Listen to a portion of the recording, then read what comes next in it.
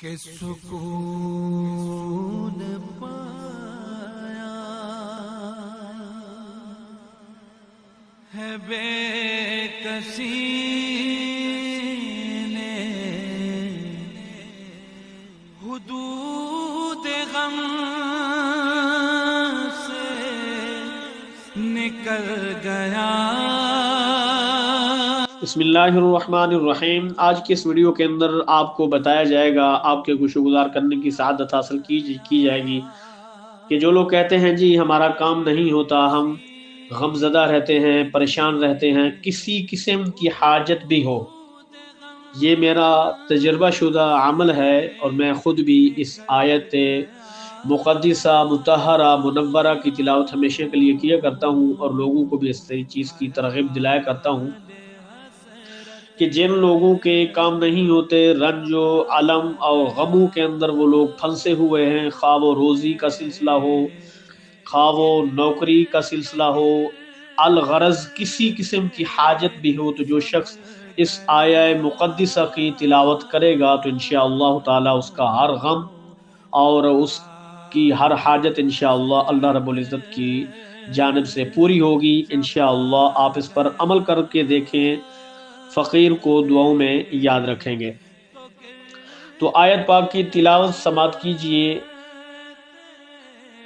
اعوذ باللہ من الشیطان الرجیم، بسم اللہ الرحمن الرحیم، فستذکرون ما اقول لکم وَأُفَوِّضُ أَمْرِي إِلَى اللَّهِ إِنَّ اللَّهَ بَصِيرٌ بِالْعِبَادِ۔ اس آیہ مقدسہ کو ہر فرض نماز کے بعد یا ہر 5 وقتی جو نماز ہے، ہر نماز کو مکمل کرنے کے بعد آپ 101 مرتبہ پڑھ لیا کریں گے تو انشاءاللہ تعالی اللہ رب العزت آپ کی ہر حاجت کو، جو جائز حاجت ہے انشاءاللہ اس کو پورا عطا فرمائے گا۔ یاد رکھیے یہ پارہ نمبر 24 ہے اور آیت نمبر 44 ہے، آپ اس کی تلاوت کر لیا کریں تو انشاءاللہ تعالی بڑی سے بڑی حاجت آپ کی پوری ہو جائے گی۔ ویسے بھی اس آیہ مقدسہ کا جو مفہوم اور ترجمہ ہے کہ الہی میں اپنے تمام معمولات جو ہیں، اپنے کام ہیں، وہ تیرے سپرد کرتا ہوں، بے شک تو اپنے بندوں کو دیکھ رہا ہے۔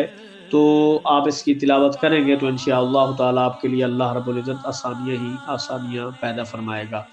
تو آیت پاک وَأُفَوِّضُ أَمْرِي إِلَى اللَّهِ سے شروع کرنی تھی، تو میں نے اس ویڈیو کے اندر پوری آیت ہی ڈال دی تاکہ ڈھونڈنے والوں کے لیے آسانی ہو۔ اللہ رب العزت ہم سب کا حامی و ناصر ہو۔ ویڈیو اچھی لگے تو اس کو آگے شیئر کریں، یہ آپ کے لیے بھی صدقہ جاریہ ہے، ہمارے لیے بھی صدقہ جاریہ ہے۔ جتنے لوگ اس سے فائدہ حاصل کریں گے آپ بھی ان نیکیوں میں شامل ہو جائیں گے۔